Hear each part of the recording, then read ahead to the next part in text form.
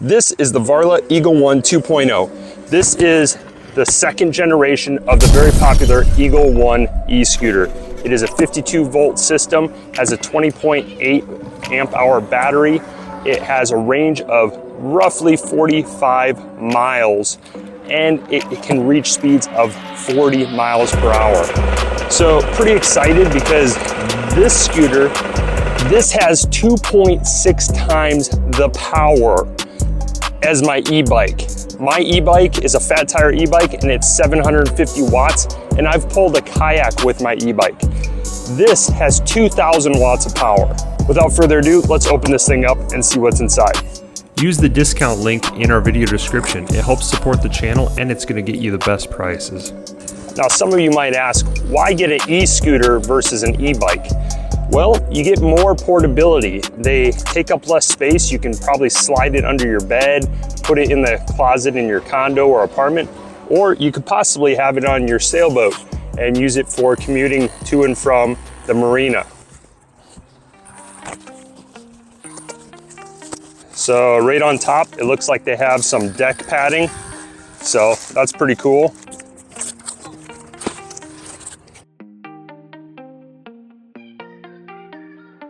So in the bottom of the box is what appears to be like a tool and accessory kit. The presence of this thing is just crazy. Like, this thing is huge. I'm 6'2", and this even feels big for me. Like, this feels awesome. Oh, I didn't notice they have a hook here. So like if you're getting groceries or something, you got a little grocery bag hook or something. That's cool.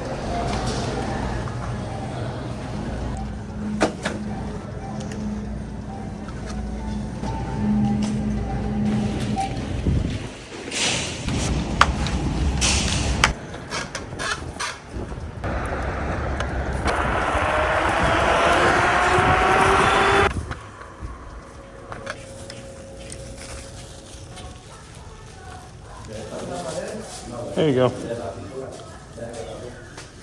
Thanks. Let's open up the box here and see if we can find instructions on how this goes together.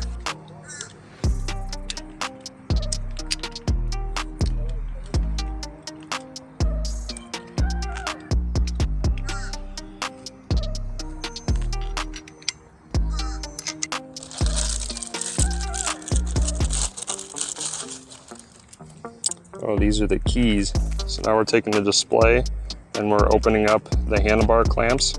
You can see there's a little hinge on these brackets.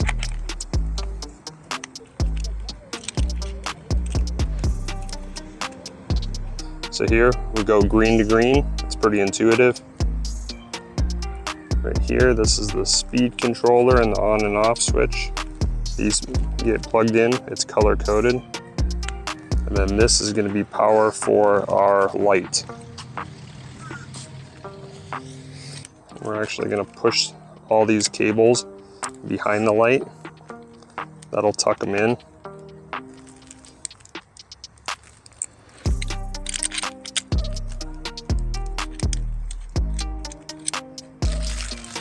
Allen key for the light, and then we use the included wrench.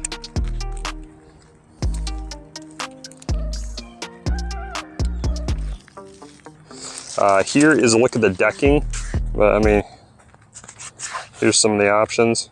I actually really like this one though, the one that it came with already installed. So that's probably the one that I'm gonna keep on for now. So now I got my keys. These are what lock and unlock the scooter. So now we're ready to do some riding. We're gonna take it out on the road and on the trails, and I'm gonna talk a little bit about the features. So right now I'm gonna show you how to get into the P settings. You hold down the plus and minus, and that will bring you into the P settings. You then end up hitting the power button, and the power button will let you cycle through all the P settings. The description of the P settings can be found in the owner's manual, but basically P07 is the only one we really want to focus on for the most part.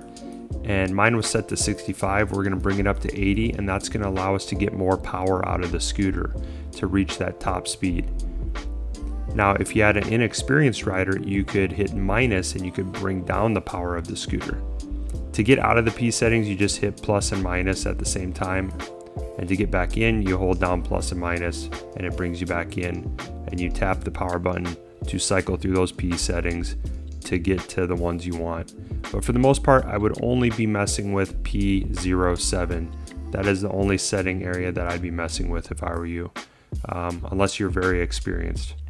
So this is how you engage dual motor mode versus single motor mode.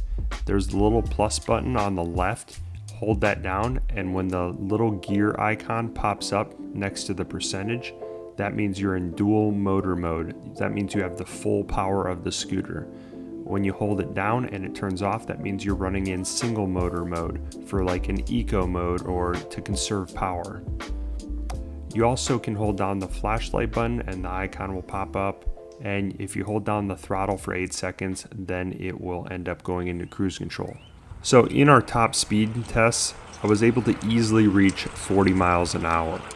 And before I had changed the setting in the scooter to 80, before I changed that P07 setting, I was reaching speeds of 34 miles an hour. But once I changed the setting and I put it to the 80 setting, I was able to easily reach the 40 mile an hour advertised speed. And I was able to hold that speed. Okay, we're gonna open it up.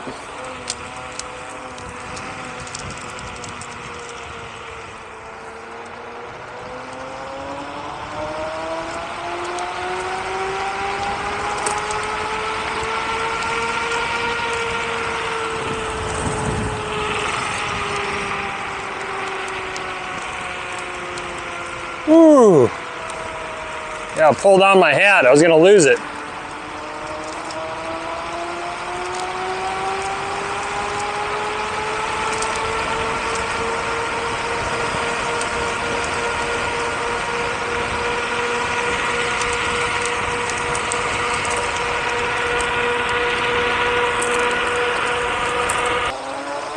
This is definitely the fastest trip I've made here. This is one of the fastest electric scooter bikes that I've had. You know, I've done e-bikes, I've done e-scooters. This thing just rips.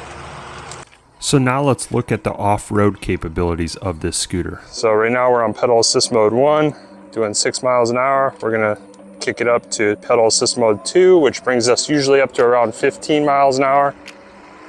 Has a lot more torque. And we're gonna start going in the trails here. So these are not paved, these are rough trails. So we're gonna purposely ride through the rough stuff. We're not gonna take it easy on this thing.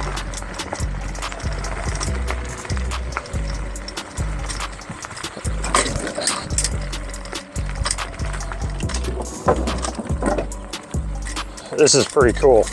I mean, we are easily moving through this. I did not take it easy on this scooter. I tried hitting every big bump and rock. I truly believe the capabilities of this scooter exceeded that of my skill. 15 miles an hour on the trails.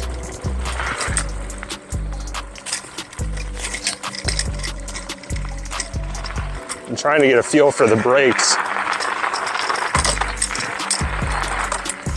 And this thing just eats through the trail. Like, I'm burning gravel up. I'm hitting all these rocks.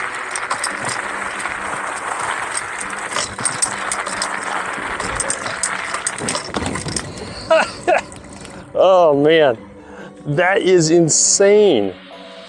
So I mean, we did well on that. Okay, let's rip.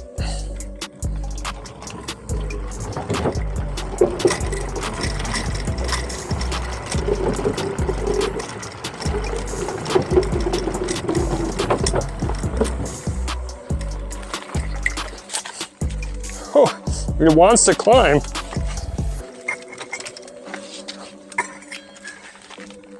But there's not a real good path through here. This is the area that even with my e-bikes I struggle to get up because these big boulders here really don't offer a great path.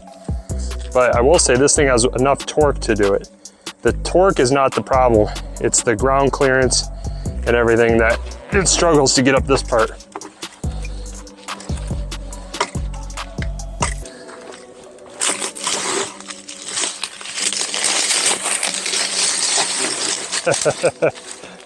Oh gosh, this thing has so much power. This is crazy. Okay, we're gonna rip again.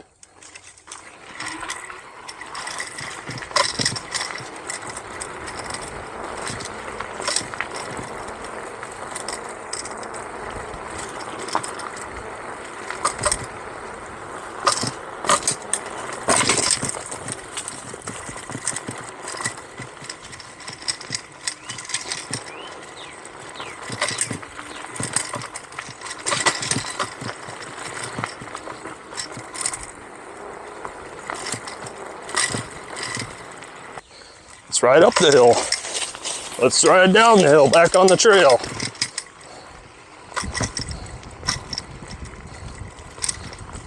Let's go up. So I'm purposely even riding off the trail. The trail is bumpy, and I'm riding off the trail, and I still can do it.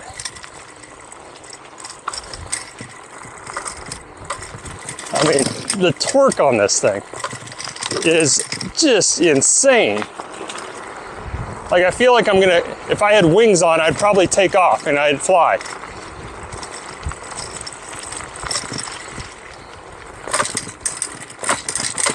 Ooh, I've never gone this way. Ah!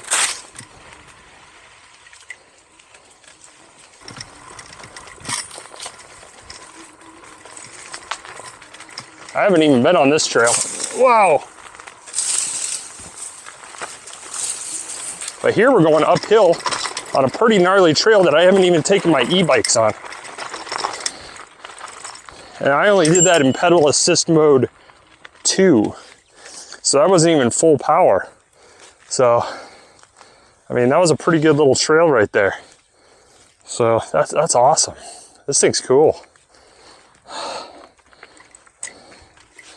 Let's see, we'll spin this thing around. I'll bring it back down this hill.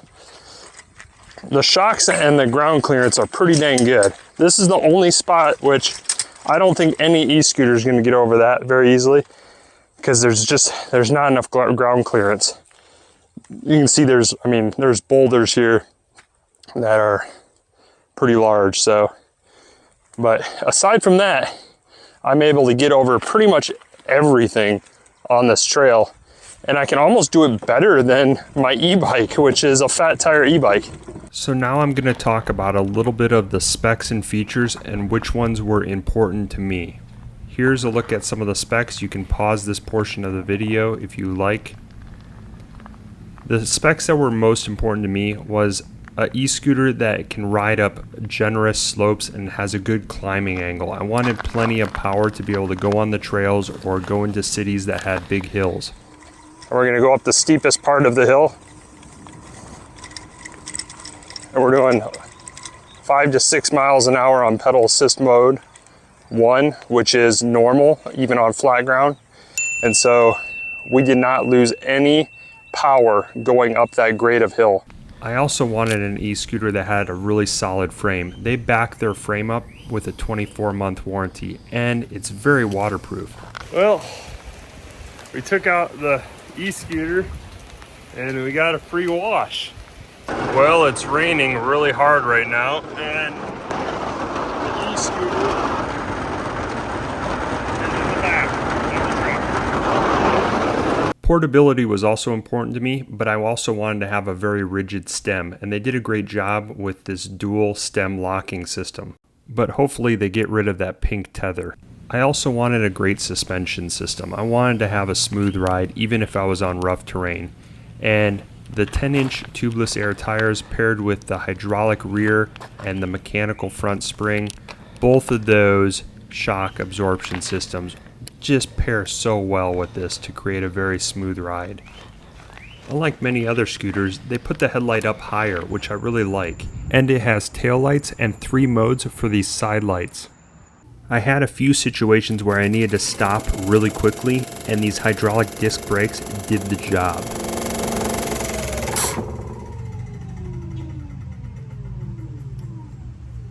Most people are going to want to know what kind of top speed and range you can get, so here are the real world numbers that I got. I think most people are going to be able to achieve over 36 miles an hour. in top speed. I think most people can hit that. So range tests are going to be highly different depending on the rider and how they're using it. So in terms of range, I was able to hit 34.6 miles of range, and that was me kind of favoring the little bit more eco modes. Otherwise, I think 28 is going to be my typical. So I have really ran this thing hard, and I really don't have much cons, except that these few screws here ended up getting a little bit of surface rust. Also, I didn't like that pink tether that was on that pin for the stem. I thought that was weird and tacky. Overall though, I have really liked this scooter, and if you do too, you can find it in the video description below. I'll have a link there, and that link will give you the best possible discount. Right now you can get about $200 off. It has a normal MSRP of $16.99, and if you purchase through our link, you also help us fund new videos.